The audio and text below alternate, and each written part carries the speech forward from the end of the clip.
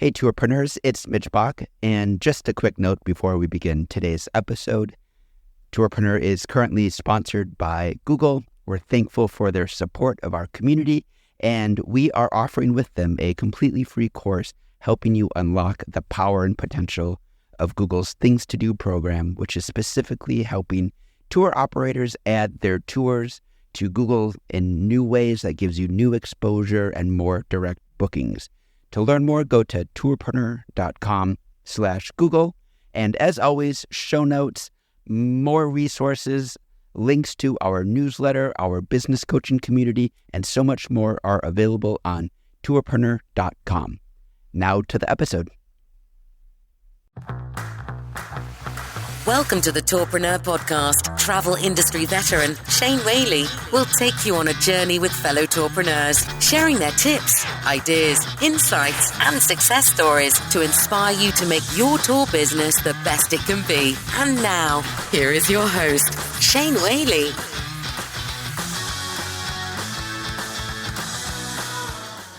Welcome to episode 96 of the Tourpreneur Podcast. Today we chat with Amy Overy. She runs Hong Kong Greeters at hkgreeters.com, a private tour company in Hong Kong. She's our first guest to join us from Hong Kong, and I was really intrigued to find out how her business has coped, not just with COVID, but if you remember before COVID, major political protests that were shutting down Hong Kong. I remember the airport, that's fights and between the police and demonstrators in the airport and all the news that was happening there. So very intrigued to hear how a tour operator business navigates their way through that. I hope you'll enjoy today's show. You can find all the show notes at tourpreneur.com/96. Just to let you know, there'll be no Tourpreneur next week. I'm going to take a week off. Sadly, I've got nowhere to travel to, but I've got plenty of chores to do at home.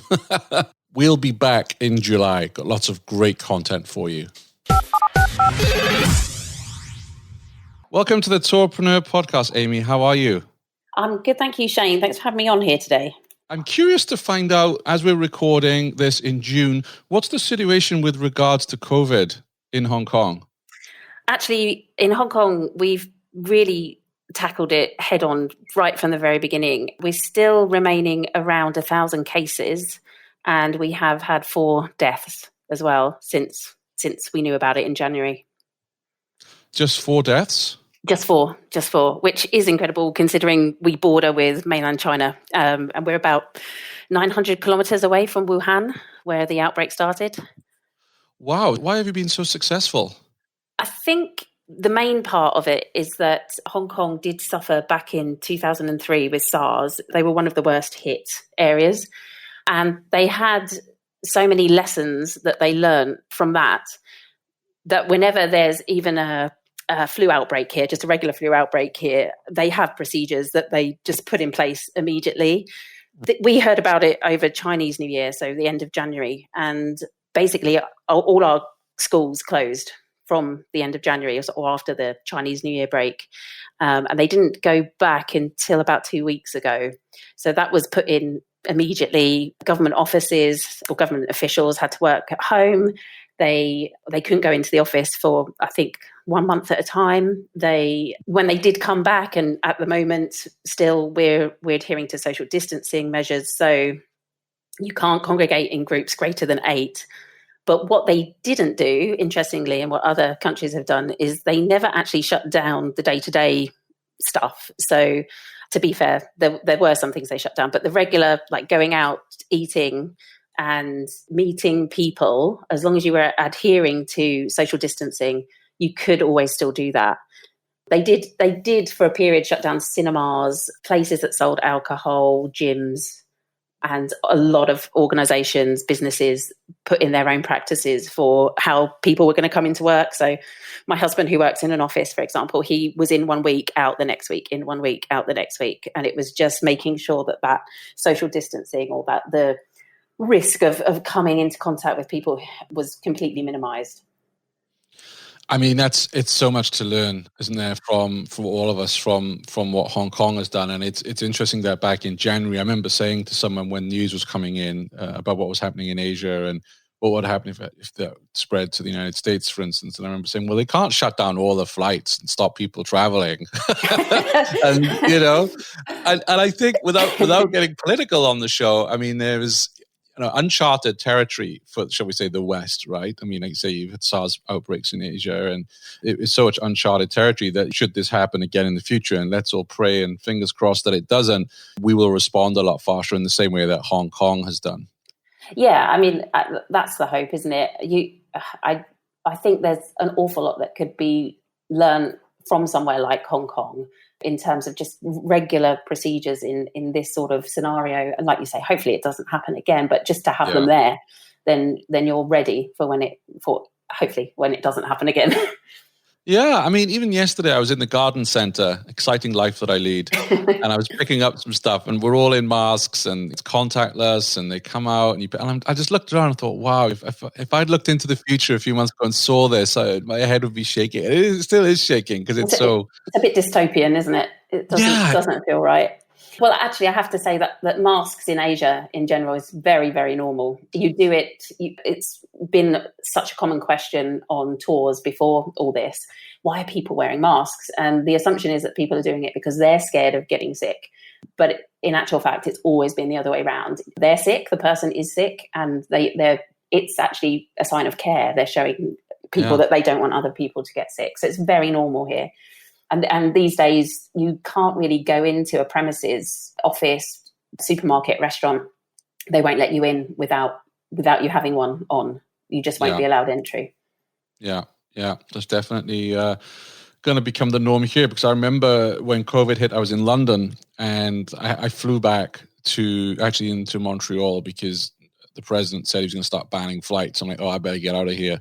I was on the Greyhound bus from Montreal to Vermont, and there were a group of Asian students on the bus, and they were all in masks, and like nobody else was. And now I look back and think, wow, so different. Yeah, it was the rare sight, and now, very much so. Topsy-turvy now.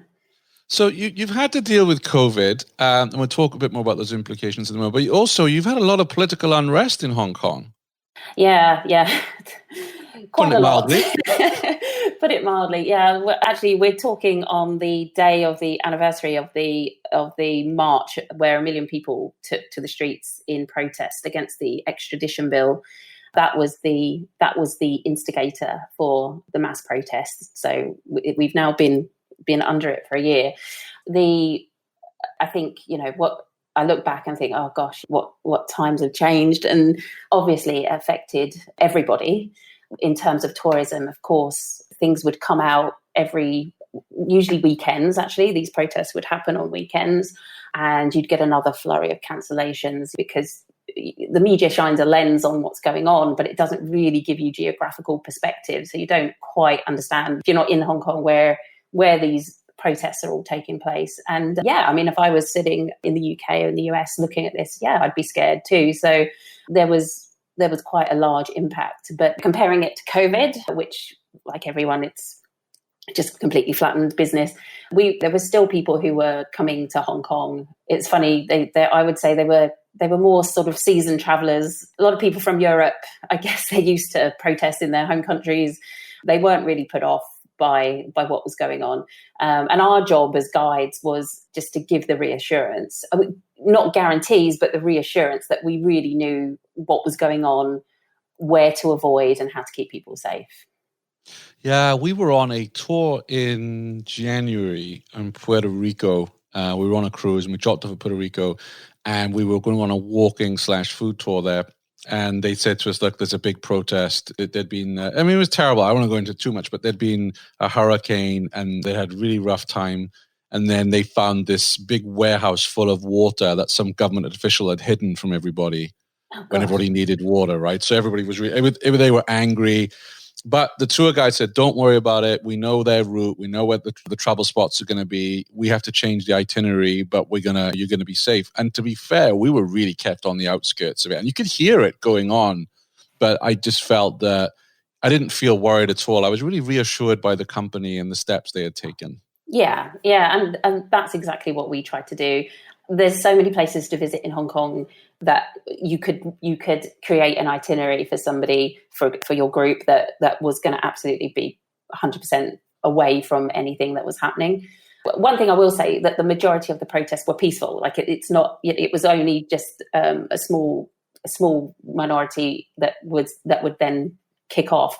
But still, you've got to be cognizant of people's feelings and fears about this, because they're very real. They don't know. I mean, it's scary enough traveling to a country in the first place and not knowing anything, but scary knowing that that's there on top of it as well.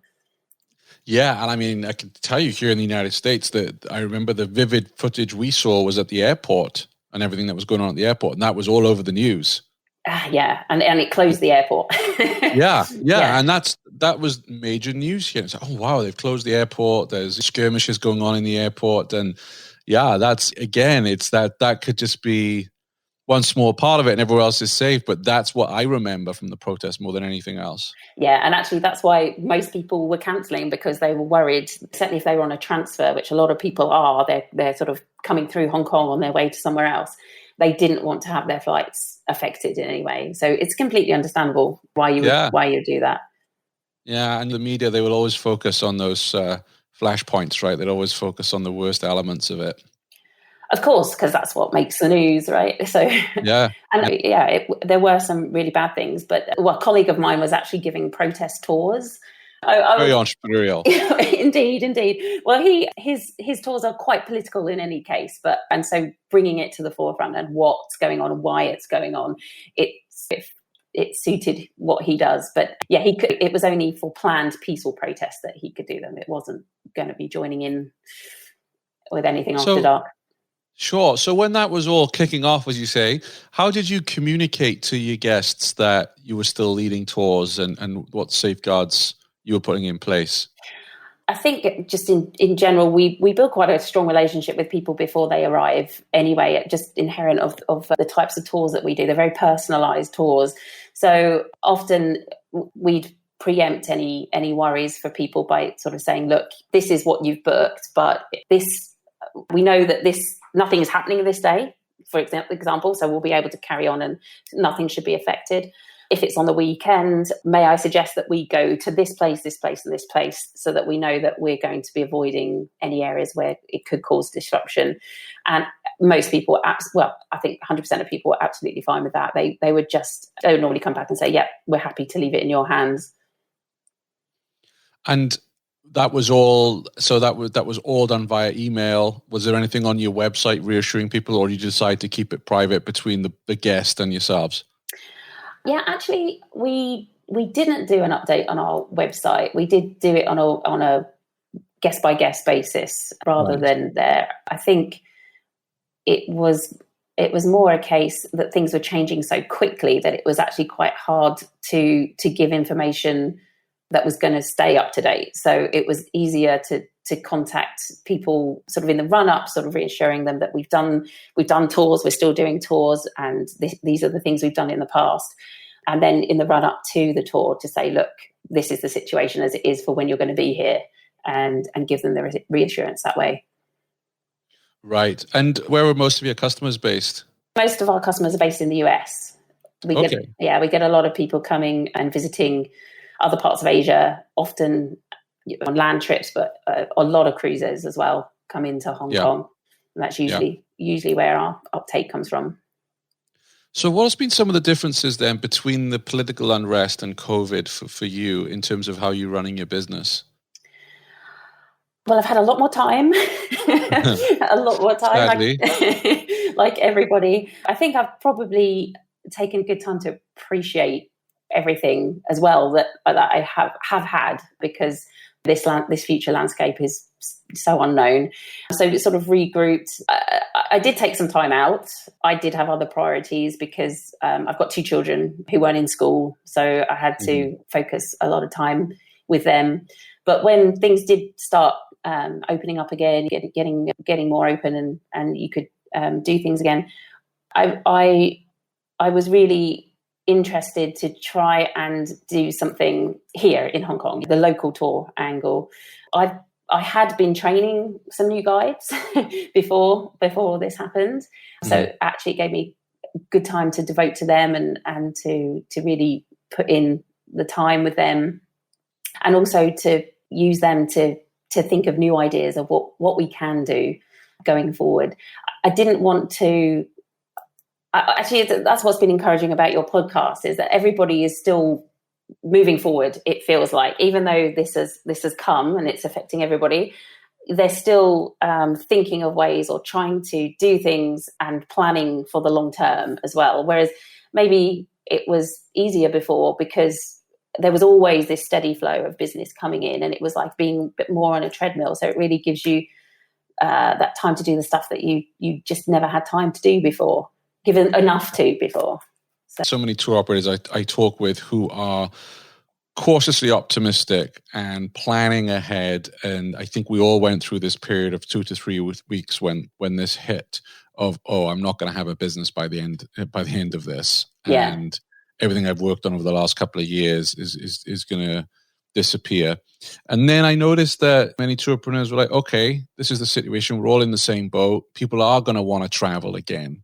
This is not like a nuclear bomb has gone off somewhere and you're not going to be able to visit that region for the next 50 years because of fallout and whatnot. People will always want to travel. It's just going to take a long time to recover. Yeah. And I'm constantly impressed and inspired by it. Now, I think there is a difference between those of us who don't have so many fixed costs and assets. So if you've got a fleet of buses sitting in the car park and you're having to pay the insurance on that every month, and those kind of things, then yeah, it is tougher. But I think the smaller tour operator can be more agile. And like you've done, say, okay, I'm going to take some time out, going to focus on the kids. I'm going to work with the tour guys. We have been given this time to kind of improve the business, or we're all running around crazy busy all the time. We rarely have time to sit down and take stock of our business, right? And everything's happening on the fly. So it did give us that unique opportunity, I think, to build and to learn new skills. That's the other thing I'm hearing a great deal about from our listeners, is that they're doing HubSpot certification marketing courses, or Facebook ad courses, or SEO courses, and things that we never, ever, ever, we always want to do, but it's like always on that to-do list, but we never get time to do it. No, you just don't. It's a nice to do, not a something you're a wish. It's not something that you're going to necessarily get around to doing. So yeah, it's actually making plans and sticking to them. That's what people are doing. We actually did. I got my tour guides on a comedy workshop course. But yeah, it's really good fun. Actually, nice. It was really good fun. So one of my guides is a professional comedian, and so we extended it out to everybody, because so much of what you do is that contact, that communication with people, and what better way to hone that skill than to try and throw a bit of comedy into what you're doing. So yeah, that was a good, if anyone else has access to something like that, I can highly recommend it. Yeah, I know we had Margaret on the show way back, and she runs improv classes, and she also trains tour guides, and she was talking about how improv is a really good way. I guess that's similar to comedy, right? I mean, because you got to think on your feet and come out of your shell a little bit. Yeah, it is. And almost building a story as well, and knowing how to deliver a punchline even is a skill. So yeah, we all had something to take away from that. So all our listeners right now are saying, well, come on, Amy, let's give us a joke. What did you learn? Oh no. We could all use a laugh here. Oh no. Can you come back to me on that one? Yeah. Oh, I wish I never said that. That was cruel. Oh dear. Oh yeah. Gosh, a lot of them are going to be way too political. So. Oh, okay. Yeah. No, come back to me. I'll think of something by the end of it. Yeah. All right. Cool. So, in terms of Hong Kong greeters right now, what are you doing in terms of? So you're running your tours, right? Yeah. So happy to report we got our first two bookings last week for local tours this weekend, and we only launched them at the beginning of last week. So I'm over the moon. This was something that my guides basically, these are my guides' favorite places to go, and we advertise them just actually very minimally on Facebook groups and Facebook ads, and we're getting a lot of interest in them, particularly during the summer, July and August, because people can't go anywhere. People can't fly anywhere. So they're taking the time to discover more of where they're living. And how have you adapted then to marketing to locals as opposed to marketing to travelers in the United States? Yeah, it's interesting because it's totally different kettle of fish. It's taken for granted when someone's visiting here, then you are going to be that person who knows more about this place. But when you've got people who've lived here for maybe their whole lives, you've got to really show that you can add value to these places. We're actually taking people to places which they definitely will have heard of, but we're sort of taking a deep dive into them. And a lot of the times our guides grew up there or have a personal connection there. So they really do have the insider track to share with people. Plus, you do get a lot of people relocating into Hong Kong, usually in the summer too. So, or there's people who haven't even had a chance to explore from last summer. So they really want to get out and do stuff.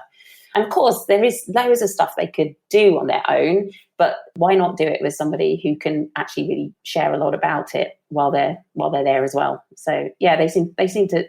I have been surprised myself at how interested people are in these. Yeah, it's been good. Yeah, I'm hearing this from a lot of different places. That we had Robert on, who's down in Nice. They've started running tours, and they had some pretty severe restrictions because the French are never light on bureaucracy, are they?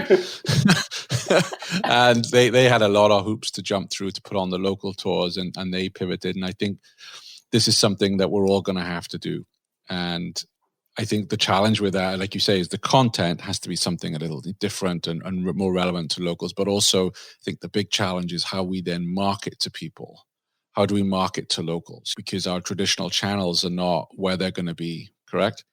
Yeah, I think I've been in Hong Kong a long time, and I think a lot of people know what I do as well. So that definitely helps. But it's also sort of knowing which people to target and spending your money effectively, of course.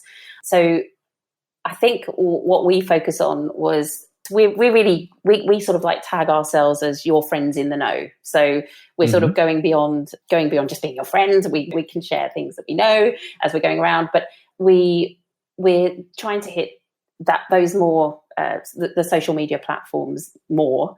But we have gone down traditional publication routes as well. We've ended up in some of the expat press, hoping to get someone along from the local paper as well, just so people know that it's there, that there are these opportunities there. Well, I've said this in a previous episode. Journalists are really scratching around for good stories right now because all they're writing about is negative stuff. So I think journalists might be more open to writing about local tours and even ad rates. I imagine, and I haven't checked this, but I imagine that ad rates, you probably get a good deal right now. I know my local newspaper carries hardly any ads right now because nothing is open here. So now is maybe the time to lock in a good deal for print ads. I'm not so sure that people have heard that in Hong Kong. I just got asked to contribute 10,000 Hong Kong dollars to be headed up as an entrepreneur of the year, and that really doesn't sit well with me. Wow! So you have to. Yeah. And that's for a local publication in Hong Kong? Yeah. Yeah. I won't name the one, but yeah, I can't believe that's that much money. But then I've had people advertising the tours that we're running, and then they might come back to me and say, "Oh, if you want a social media boost, we can do it for this much." And I've gone back again and asked if we can reduce the price, and actually they're normally always up for it. So I'd rather work in that way than I don't have 10,000 Hong Kong dollars. So there's no. Quite frank, I mean, I know you've paid 15,000 to come on tour, which is very generous of you. But I would actually be inclined to write back and say, "You're right, I am Entrepreneur of the Year, and that's why I'm saying no." Paying you 10 grand because no entrepreneur worth his salt is going to pay that anyway. I'm being facetious, but yes, it does depend where in the world you are. But I would definitely try and negotiate your ad rates because I can imagine many ad sales people are struggling right now. You were saying Facebook has been successful for you. Facebook ads? Yeah, I think because so many of these trips that we're doing appeal to families. So connecting there's quite a strong Facebook groupage in Hong Kong. It's not, there are some that are really, really well utilized. They're not just spam full of ads for people's businesses. So they're actually for sharing information the majority of the time. The biggest one we have is Hong Kong Mums. There's around 50,000 members. So trying to get someone to recommend you on that is the best way. But you can also pay for advertising, which isn't very expensive. And they can, I think it's around, what would it be? It'd be about $150 for an ad for a week with 3 boosts. And I think that's money well spent because it's being seen by the right eyes. So that's an ad that you boost from your page. Yes. And you've come up with the demographics and the target audience. Is there any way you can pay? So like the Hong Kong Mums group, do they take paid ads or is it frowned upon? Oh, that is the paid ad. So they will. Right. I understand. Yeah, they are the administrators of it. So there will be paid ads at the top of the page, but it's only a certain amount per week, a number of ads per week, and you have to fit into their schedule and things like that. But yeah, it's very useful. We try to make it interactive usually to make people list their favorite place in Hong Kong or something. So it's not just about, oh, we're doing this, come along. It's more like, oh, if you want to discover more about road names and what they mean, then come along on this trip and we'll share the insights. So I guess the takeaway for listeners is to go and research these groups in your own area. Do they exist? And maybe being entrepreneur, if they don't exist, maybe start building one yourself, not just with the reason for advertising. But I'm sat here in Vermont and I've only been here a couple of years. I don't really know the state very well. So if I was to join some kind of group, I'm looking for things to do. As soon as the governor tells us we can go out and do stuff, I'll tell you, I can't wait. I'm climbing the walls here. Well, I can tell you the mums groups are gold. If there's one in your town, Shane, you should join up because you'll just learn so much, not just about your town, just about everything to do with children. Yeah. Plus a few rashes and... Great. So you've used the group ads then. Have you done any Facebook ads to the wider Facebook population? I've just been boosting my events, so my tours that are coming up, because at the moment they're just at weekends, but we're going to be launching them midweek once the schools stop again in July, and hopefully we can fill up. And I think for Facebook, as long as you're or maybe that's why people are going on the courses as well. But as long as you can target exactly where you want, then there's usually a pretty good return on it. I don't mind for the odd thing using Facebook. It's not like a Google ad trying to compete with all the private tour companies. That's just a headache. But for something like this, I think it's probably worth the money. So you jumped into that without learning or going any courses. You kind of taught yourself. Yeah, I mean, I'm probably not doing it right, but hey, if you're getting bookings and awareness, then that's the main thing. Yeah, it seems to be working. That's all I can say. But Hong Kong is a small geographical area, isn't it? So maybe that's the difference. It can be more targeted. Yeah, and I mean, I guess the things you could look at there is the images and the copy and what resonates, and for different. I mean, it's a real rabbit hole when you go down it, but it's definitely worth playing around with. Yeah. Just play with it, because as long as you have a fixed marketing budget, as long as it's not something that's going to run away with you, you can play around with things and see what works and what doesn't. Yeah, and what I love with Facebook is you can put $10 a day in. It's like not thousands of dollars, and you can test. But I did hear from someone the other day, don't just run it for one day and A, expect to get results, and B, to get any kind of data. It's like you do need to run it for a minimum 7 or 8 days for the ads to kick in. So it's not just, hey, here's a one-off $10. Yeah, I'd agree with that. I'd agree with that. What I'm hearing as well. And you can try different variations of the same ad, so you can really see which one's resonating with people or not. Yeah, and so I want to take a couple of steps back. Well, actually, I'm going to ask you 2 more questions related to COVID, and then I want to find out a bit more how you got started. So we're doing things a little bit different on this episode. Normally we do the origin story first, but with circumstances. So when people were cancelling with you, how did you deal with refunds? What was your policy? Do you know what? We just refunded everything. We do have a Wow. cancellation policy, which I think is quite a fair one. It's 7 days in advance for a full refund. But I can't even think where it really applied, because most people having to cancel flights, having to cancel hotels, they were cancelling quite well in advance anyway. And I'm trying to think, did we have I think we did have, yes, we had a situation where a cruise ship docked, but they didn't let people off as well. And again, we just refunded the money. I mean, I do understand these policies are here for a reason, but we think about the long-term relationship with people, and these are situations that are just out of our control. It's not like a guide was sick on the morning or something and we had to cancel. I can completely understand where these customers were coming from. They wanted to avoid Hong Kong if they could, and I had to agree to that. That's what I felt was the right thing to do, and agreed to give them the refund. So yeah, I felt we had to do that. I am constantly inspired by the vast majority of tourpreneurs who had that policy of full refund and understanding the situation. There was a couple out there that didn't, and I won't name them. I'm frustrated, and I probably wouldn't book direct with them again. Right. Like, I get it if it's hotels involved and buses, like a package. If you're going on a multi-day tour package and you call a few days before, I get that totally. Yeah, I think in some instances, if it was last minute, maybe you've got to pay the tour guide for their time, but ultimately the costs, I think, should have just been written off, because I mean, there's nothing anyone could have done about it. So yeah, I fully understand that. Yeah, it was funny in London the day before I left. I was on a rock and roll history tour of London, and I called them on the morning of, because it was the night before and President Trump had banned flights and this, that, and the other. And I called them, and I was so surprised that tour they were like, no, we're still going. We're still, because I'm like, oh wow, okay.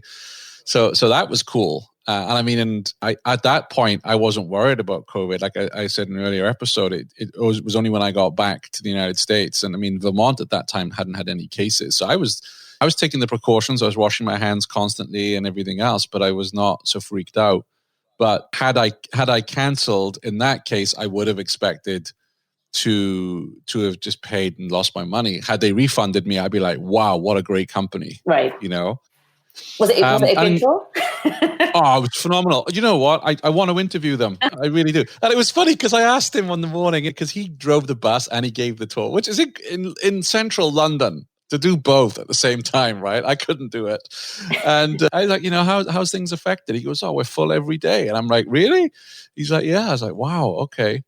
And because that I think was like around March 8th or 9th or something, or around that point. And the theaters were still selling tickets because I wanted to go to a few plays. But that was the only time I just thought, what, do I really want to be in close kind of quarters with, a couple of hundred people at a West End theater? And I did say I wouldn't do it. So it was amazing how the world just kind of changed within those few days from weeks, when wasn't I got back. I was in London at the same time, actually. Well, I was back home for a period of time during that time. And for me, obviously living in Hong Kong for so long, I was just really confused why no one, well, they knew about it, but it always seemed as if it was something so far away and, and it wasn't on the horizon coming. But I sent my kids crazy with the amount of times that I was like making them sanitize their hands and not touch anything. Honestly, I sounded like a mad woman. And I remember putting my daughter did have a cough. And so I put her in a mask, and the looks we got. Yeah. They thought, we were a little bit crazy. But yeah, I think it's obviously, I've changed since I've been here. So. Well, I think we all have. Going through, as we said earlier on in the show, I think we're all accepting the new normal now, and you won't be so freaked out. Should something like this happen in the future, or even now, I just had some masks arrive because we're starting to come out of lockdown. Vermont, our governor has performed admirably. We have so few cases now, but there's still you've got to take precautions, right? Yeah. And actually, as a question for you on your tours right now, are you requiring everybody to wear masks? We have a policy for masks. We have a policy for, they have to sign a health declaration form. Right. To state that they haven't been outside of the country in 14 days, nor in contact with anybody who has, because there are obviously still people who are having to move, air crew and whatnot. And we provide a lot of that stuff too. So we will have the extra masks and we will have hand sanitizers. I think the risk of someone being out of the country in the last 14 days is pretty low, but we've adopted that from what the restaurants have been doing for some time, which was, I think, something I sent to you in advance, a sort of code of a playbook for really how to operate during COVID, but post-COVID as well. It completely applies. So yes, yeah, we do have these things in place. And what were some of the guidelines from that? I know we can't go through the whole document now, but what's a couple of those guidelines that you were going to implement? Well, they came up with this book. It's a company called Black Sheep Group. They're a restaurant group here in Hong Kong. They own about 10 restaurants, and they developed it themselves for how they were going to do things in the kitchen, how waiting staff were going to do things. And it even goes down to the granular detail of what to do if somebody's temperature is too high. How are you going to face the customer who you have to turn away? Yeah. So there's an awful lot of learning from that document. The biggest take home we've got is this health declaration form. So it's fairly common in Hong Kong that you get presented with this form and you have to declare for you and whoever your dependents are and say that you haven't been anywhere and that you're safe to be here. So yeah, we'll be doing temperature checks as well. That's another thing we'll be doing. And how do you think you'll respond if you carry out the temperature check and someone has a high temperature, telling them they can't come on the tour? How will I respond? Yeah. I would probably suggest that we rearrange it. Either a full refund or rearrange it for another time. I think it would be very, very unlikely that they have a fever because of COVID, because I think we haven't had a local transmission case for over 3 weeks, I think. So I think it would be very unlikely, but we'd make some space for them so that we could do it again. But it wouldn't be advisable to go ahead. Yeah, absolutely. I just ask that because I think on paper it sounds very simple, but when you're actually having to tell a family or guests that they can't come on the tour, they're all excited and you have to say no, how that will actually work in reality. I mean, I think most people are reasonable, but you're going to get one or two who are not going to take kindly to it. And Rob Patingolo from TripHacks DC was telling me recently he worked at a theme park and the amount of grief he got when he wouldn't let the kid on the ride because they were too short. and the parents going mad. And it's like, yeah, how do we deal with this as tour operators, as tourpreneurs, when you say to somebody, I'm sorry, I can't take you? Yeah, it's going to be interesting times with that one, I think. I like to think that it's people having lived through this are going to understand the bigger picture, and they're not going to get angry about it. They're just going to know, okay, that's the way it is now. Well, I'll let you know if it happens. I'll let you know. Well, yeah. I mean, there's going to be so many stories, over the next 12 months coming out about how we've responded to COVID and a lot of learnings and best practices. And that's why sometimes I get a little bit frustrated when I see these so-called experts and pundits. And I'm being invited all the time onto these webinars to talk about, post-COVID. And I'm like, I'm sorry, I don't know. I don't know what's going to happen. Yeah, I don't have a crystal ball and I just don't know. There's no answer right now. We just got to keep going and learn each day. That's the only answer. Because definitely, we don't know when we're going to be. I don't think it's going to be for a while that we're going to be virus free. So yeah, we've got to operate. I was listening to something this morning, another podcast, and it was talking about trying to enforce these 2-meter social distancing measures and what that means. So going forward, does everybody in a pub have to be 2 meters apart? Well, what's the point in going to the pub if you can't sit near your friends? Or if you reduce it down to 1 meter, is it a significantly reduced risk of catching it as opposed to 2 meters? So do you close cinema seats down to 1 or every 2? And it has effect on income for these places. So yeah, it's a big head scratcher. It really is. And it's interesting how it permeates into all aspects of life. I'm a soccer referee and they just issued a directive that now instead of having a throw in, they may have a kick in instead because they don't want the players touching the ball. Oh, right. Okay. That's going to be allowed now. Actually, well, they're discussing that. I mean, obviously when you throw it out, not on the pitch because you use your foot, hopefully. But it's like, wow, okay, that might actually be a new law change that comes in. It's sensible because you don't want 20 odd players holding that ball and there's a risk of spread of germs. So it's there's the new norms. But I wanted to find out more about Hong Kong Greeters. So how old is your business? So we've actually been going since 2012. So 8 years. So I had to work that out. Congratulations. That's a long time. Don't they say for dogs that 1 year is like 7 years for a dog? And I think it's the same for tour operators. It can feel that way. Yeah, it can certainly feel that way. I started just myself. I came to Hong Kong with my husband. He was the one who had work here. I was lovingly termed the trailing spouse, which I still hate. But I had this idea for a long time, but I think I lacked the confidence to go through with it. I ended up working in a corporate business for some time, but I then had my firstborn, my son, and I was really keen not to go back to that. And I really wanted to give this a go. And I think one of the wonderful things there's many wonderful things about Hong Kong, but in terms of starting a business, there's very, very few barriers to entry. So I literally went down to the Inland Revenue Office and registered my business. And then I actually put something up on TripAdvisor, and I got a booking within 2 weeks. And then I was like, oh, okay, right, now I've got to do this.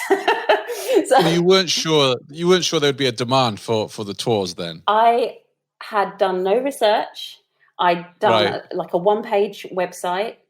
Oh no, that's a tiny bit of research. And my idea was, which hasn't really changed, is that I was going to be someone's friend in Hong Kong, because there's so many great places to go and see, but sharing it with somebody who feels like a friend, who becomes your friend, just elevates it so much more.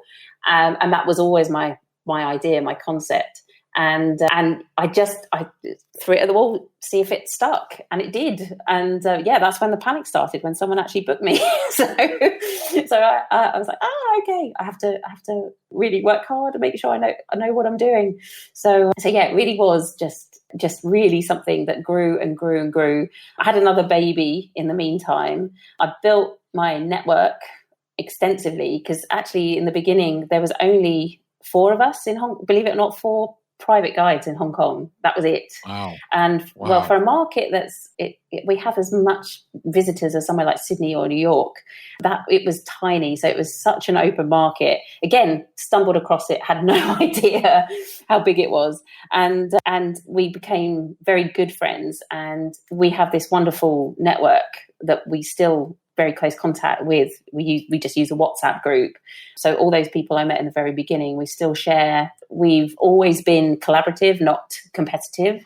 And all our goals is just to make sure that everybody has a really good time in Hong Kong. Knowing how people operate and knowing what they do. There's often times people have come to me for a tour, and I said, actually, I think you'd be better with this person. I think this person is what you need. So yeah, we're pretty tight. It's pretty nice. Yeah. What was it like leading your first tour? Scary. Really scary. We ended up shopping. So actually I felt 100% in my comfort zone. That was no problem by the end of it. But yeah, because I think you just don't know whether what you find interesting and what you want to share is what other people are going to want to see. Yeah. And that's certainly something that's been honed over the years. So yeah, if you'd taken a tour with me back in 2012 compared to 2020, it would be a whole different kettle of fish. But I think I was always one to worry too much. I overthink things too much rather than just to go with the flow. And I think as the years have gone on, me and the team that we have, we're so good at sort of tuning into what the customer wants that we'll adapt on the go.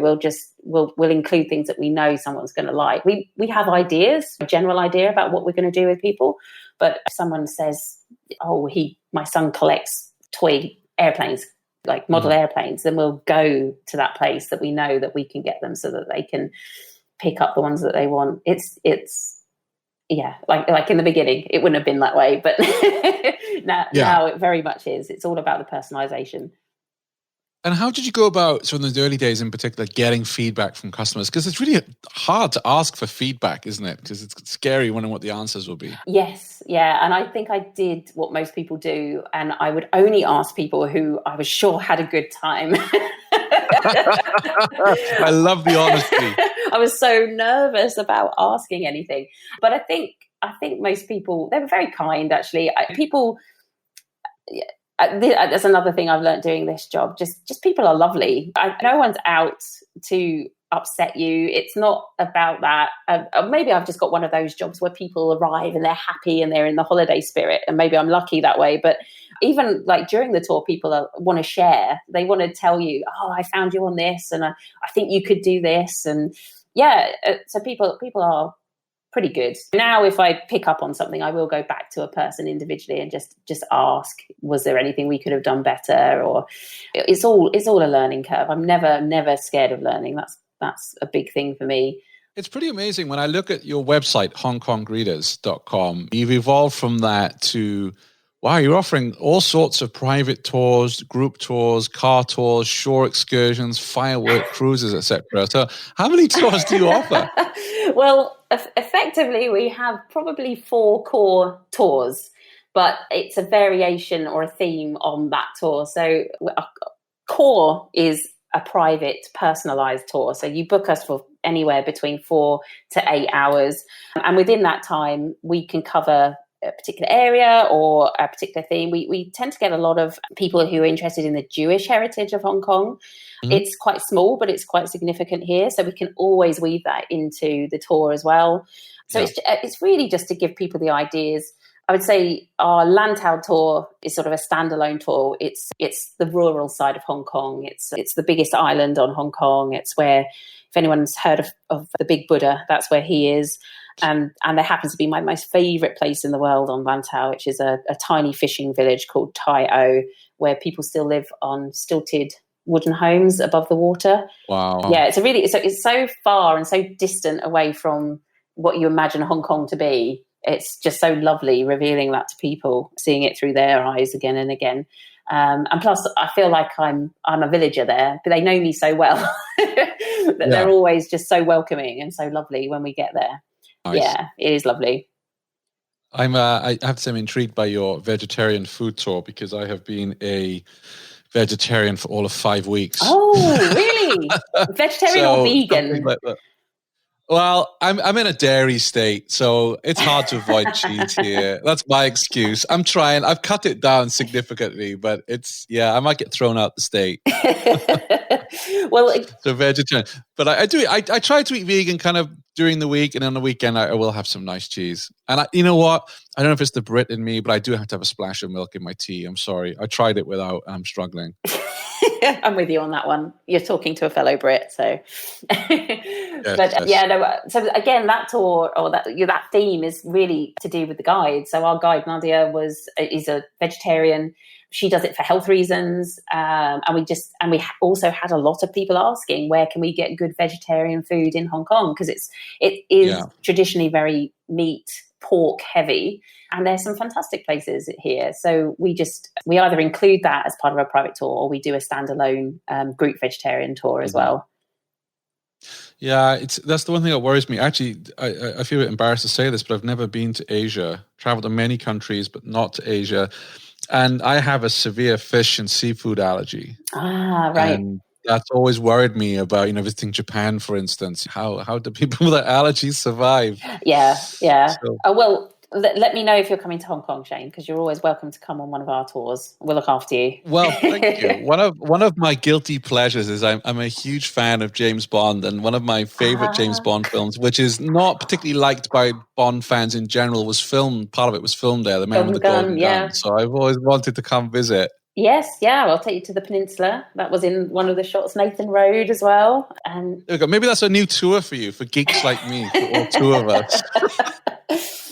Well, yeah. But sadly, with Hong Kong, things have changed so much, or they change so much all the time. We'd have to give you like a still shot of what it was like and what it's like now. It's very different. How did you get the word out? So you put your tour originally on TripAdvisor, and you got that booking in 2 weeks. And then how else did you start to promote your tours? Actually, only really via TripAdvisor and SEO as well. I think I can't say this is easy in this day and age, because it's only 8 years ago. But for Hong Kong, there was no competition. There wasn't anyone doing it. So people were looking for this, but they just couldn't find it. So I really was in demand from quite early on. Plus the other big thing for us was this network, this small network that we had that's grown over the years, and you'd get referrals from your colleagues.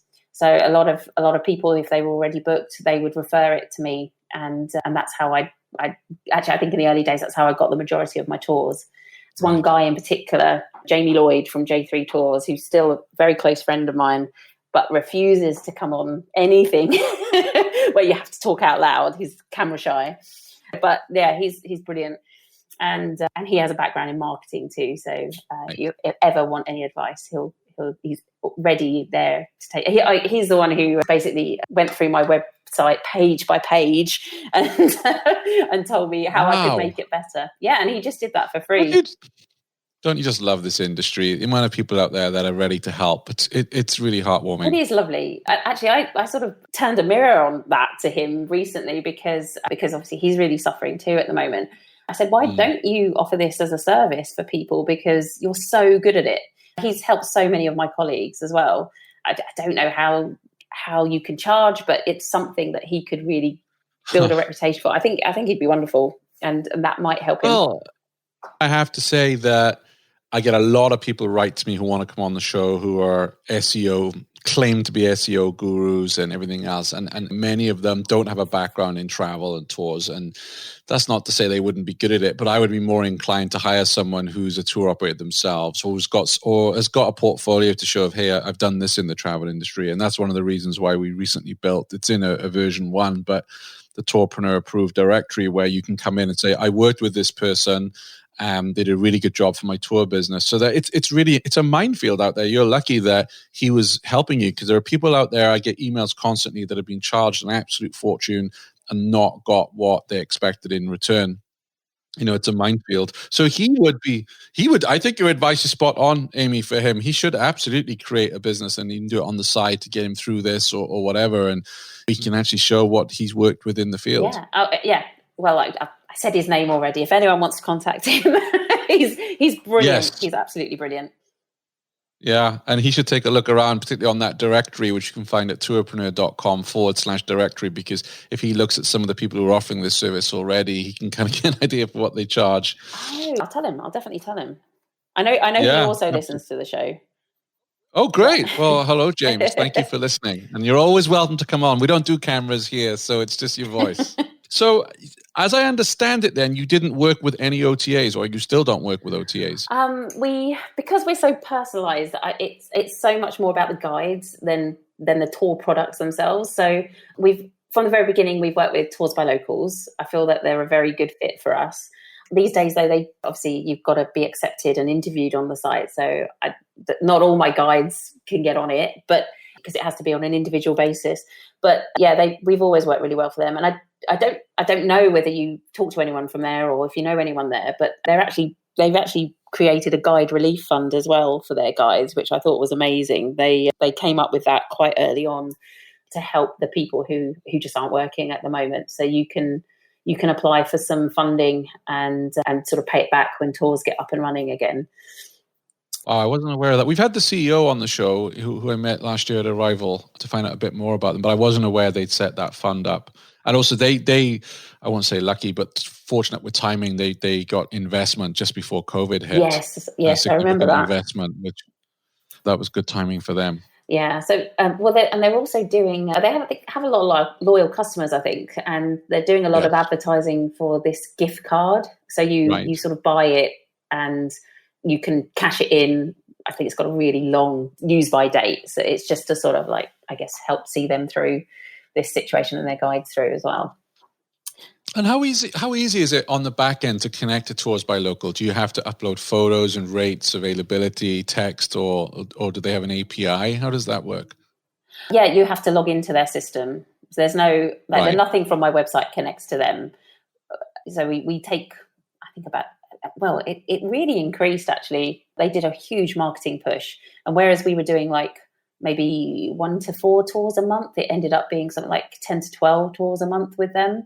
Nice. So that's when your commission is so well spent. You don't mind handing over your 20% because you've got all this business coming to you. So yeah, it has to be done on an individual basis, and it has to be in their system, and all of your communication with customers is all in their system as well, for obvious reasons. Right. But yeah. Have you had Klook knock on your door, just considering where you're based? Yes, we did. And we were in the process of uploading our vegetarian tool with them. And then I believe they've had a huge cull of employees. So there's an awful lot of people that I was speaking to that are no longer there. Same with TripAdvisor as well in this region. I know there was a lot of people lost their job in Singapore. It was, so nothing is moving really with these operators that are based out here for the time being. Right. Not doing anything. But Klook are quite good too. I quite liked what they did. It wasn't quite so out of the box like someone like Viator or TripAdvisor. They really were willing to work with your cancellation policies, your commission rates, the way that the different way that you sold tickets. I know that sounds obvious, but like we have a really weird way that we do it per hour per person. So it doesn't sound weird, but there's a lot of systems that just can't cope with it for some reason, and they were willing to work with that as well. So. Yeah, and they were looking to grow their English-speaking market in this region. Yes. Asia's a huge market, but one of the most common languages is English, and so they were looking specifically for people who could help with that. So yeah, hopefully in the future, hopefully when they're up and running again, we can get something moving with those guys. Absolutely. My final question for you, because I want to be respectful of your time, is you mentioned earlier on that you have 2 children, you're obviously married, and I say obviously because your husband was very good at helping getting us connected. He's a good sound technician, yes. So thank you. Thanks to Matt. How do you then achieve a work-life balance? Actually, that's a really good question, because I was thinking about the challenges in this job, and I have to say that that's my biggest one. And there was, I think, was it 2016? I did 280 tours in that year. Wow. And yes, and I was exhausted. That was when I was like, right, I either need to get more people or my home life is going to massively suffer, because it was already suffering. And I love this job. I don't want to give up this job. I just love meeting people and energizing them about Hong Kong. It energizes me, but constantly have this guilt in the back of my mind that I'm not there enough for my family. So I think what this sort of pause has done for me is really reflect on that and appreciate those moments a lot more, and make time for those moments a lot more. It's certainly been easier for me once I started employing people, that's for sure. So yeah, I mean, that's an obvious answer, but it's massively challenging. It's just little things. I commit to doing certain things with the kids so that they know that I'm always there for those things, like a bedtime story, picking up from school. Oh no, sorry. These days it's taking to school, and just that consistency for them then. But although I imagine with lockdown, a lot of kids are like, "Go to work, Mom." Well, I was just going to say, my son said to me, he said to me, "Mummy, I used to like it when you came home from work. I used to be so excited when you came through the door." No, but he's saying, "Can you go away? Yeah. Can you get out of here, please?" Yeah. Well, as much as we're all in turmoil over what's happened these last few months, I guess that is one positive, that many of us have had time to spend with our family. Yeah. It has given us that opportunity to spend a bit more time at home with family and do things together at home. Obviously, I guess if there are any good things to come out of it, that's one. Yeah, it is. That is a definite positive for me, particularly. Yeah, I've really loved it. Great. What piece of advice would you have for a tourpreneur listening in today who might be struggling and thinking, is it worth it? What would your advice be to that person? I think just keep going. Don't think it's not going to get better, throwing in the towel now. Just try and keep going, and just think about what you're good at, and maybe how you can utilize that in the midterm. I think for most people, we want to see tours running again. We want to get back on our feet. We want to meet people again, but there are other ways to do it. And certainly listening to this show and other shows like it, I think it's really inspirational, and it gives people lots and lots of ideas. So yeah, don't give up. Keep trying. Keep motivated. Thank you, Amy. That's sound advice. Now you have an option because you promised us either a joke. You promised us a joke, but I'll give you an alternative. So you can either give us a joke from your stand-up routine, or you can speak something. You can say something for us in Cantonese, right? You're a basic Cantonese speaker. Is that correct? Basic Cantonese. Yeah. So can you say, "My name is Amy from Hong Kong Greeters, and I listen to Tourpreneur" in Cantonese?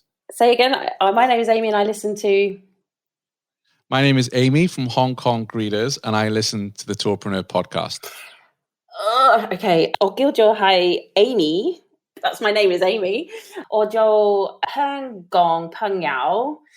I work for Hong Kong Greeters. That's my name in Cantonese. It means Hong Kong friends. And or Ju Hai Hong Kong. I live in Hong Kong. Is that what you asked me? Is that right? And I listen to the Tourpreneur podcast. Or Gong Tourpreneur podcast. Fantastic. That's superb. I should put that into a little promo ad, right? God, no, don't. I love it. Oh, it's great. Your Cantonese is great. The trouble with Cantonese is the tones, okay? So if you hit those tones incorrectly, okay, here's a joke for you as well then, because the word... Here we go, brilliant. Because the word for tour guide in Cantonese is dou yao. But if you say dou yao, okay, do you hear the difference? Yes. A little bit. That means you're a drug dealer. So you have to. It's one of those things. It's not like French where you mess it up a little bit, or you get your verbs the wrong way round, or who you're talking to. In Cantonese, you can really, really mess it up. You can really say the wrong thing. So yeah. Hey, not just in Cantonese. When I lived in Sweden, my memory is right. Ful and full, one means ugly and one means drunk. Oh. So if you say that your wife is drunk, you might get a slap. Okay, I didn't realise that about Swedish at all. Wow. Okay. Yeah, I love language. I could talk for hours on it. So it's best I shut up. But Amy, thank you very much for coming on Tourpreneur today and sharing more with us about life. Be running a tour operator business in Hong Kong. It's you're our first guest from Hong Kong, so thank you very much for coming on the show. Pleasure to be here. It's been wonderful. Thank you. Thanks for listening to the Tourpreneur podcast. Be sure to visit tourpreneur.com to join the conversation and access the show notes, including links to the resources mentioned on today's episode. This is Tourpreneur.